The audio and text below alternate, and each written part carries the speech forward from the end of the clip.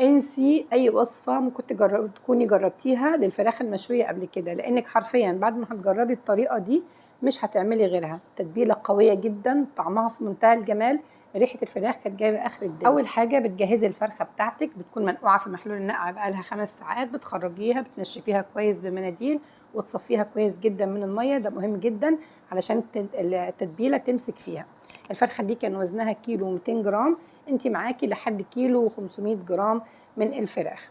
هنبتدي نجهز التتبيله. في بوله هننزل بمعلقه كبيره من الزبادي او علبه زبادي صغيره، عليها معلقه صغيره من هريسه الشطه، لو مش متوفره ممكن نستخدم صوص الفلفل الحار الجاهز او استخدمي يعني قرن فلفل احمر مشوي.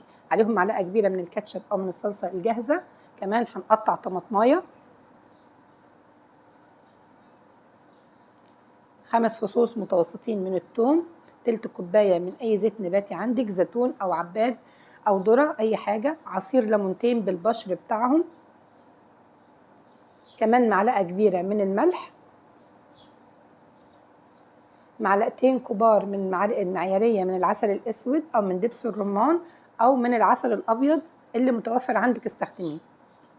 بالنسبه للتوابل عندنا بابريكا مدخنه او عاديه، عندنا كمان كزبره جافه مطحونه، وعندي كركم او كاري، مرقه فراخ، هيل او حبهان مطحون، قرفه، وكمان فلفل اسود. هناخد التتبيله دي على الخلاط او في الكبه او بالهاند بلندر ونخلطها كويس جدا لحد لما تنعم معايا خالص. وانا هكتب لك مقادير التوابل ومقادير التتبيله كلها في صندوق الوصف. بعد ما نجهز التتبيله بتاعتنا بننزل بيها على الفراخ. انا نسيت بس ما اضيف الجنزبيل المطحون، ما تنسوش تضيفوه زيي، فهنا بضيفه لانه بيدي طعم حلو قوي للتتبيله. بنضيف منه معلقه صغيره، انا ضفت مكيالين لان المعلقه اللي انا بعاير بيها دي نص معلقه صغيره. تمام. ادعكوا الفراخ كويس جدا من جوه ومن بره وفوق الجلد وتحت الجلد، وسيبوها في التتبيله دي مده ما تقلش عن ساعتين، وممكن تستخدموها على طول. ولكن الفراخ طبعا كل ما بتفضل في التتبيله، والتتبيله بتبقى مده التتبيل بتبقى في الثلاجه، كل ما بتفضل في التتبيله كل ما بيبقى طعمها احلى. لما نيجي بقى نسويها بنجيب الطاجن او البايركس اللي احنا هنسوي فيه او اي حاجه يعني. انزلي بالخضار اللي عندك، انا نزلت ببصل وبطاطس وكمان فلفل اخضر. انت بقى انزلي باي حاجه عندك، كوسه حطيها، عندك اي جزر حطيه، ونزلت كمان ب5 فصوص من الثوم، وهنزل بيه الفراخ بتاعتي فوق الخضار.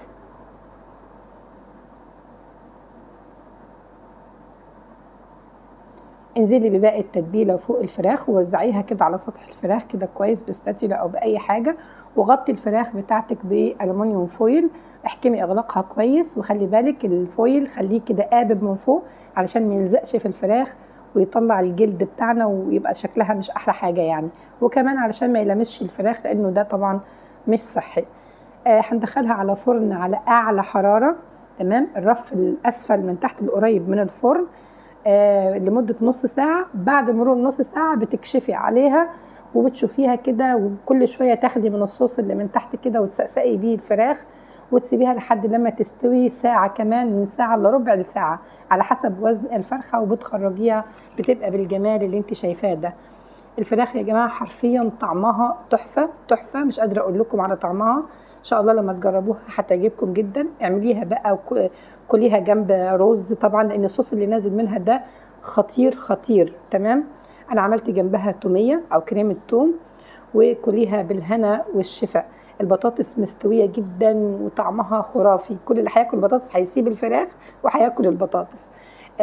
جربوها وان شاء الله تعجبكم. هي كانت خارجة من الفرن سخنة جدا جدا، واحنا كنا مستعجلين، كله واقف عليا وعايز ياكل. تمام. فما لحقتش اصور المشهد الاخير يعني، يا دوب كده بس فتحتها لكم وهي سخنه. انا مش قادره امسكها حرفيا، الفراخ دايبه ذوبان، بس انا مش قادره امسكها لانها سخنه جدا جدا. جربوها ويا رب الفيديو بتاعي يعجبكم. اكتبوا لي بقى رايكم في الكومنتات، واشوفكم في فيديو جديد قريب، والسلام عليكم ورحمه الله وبركاته.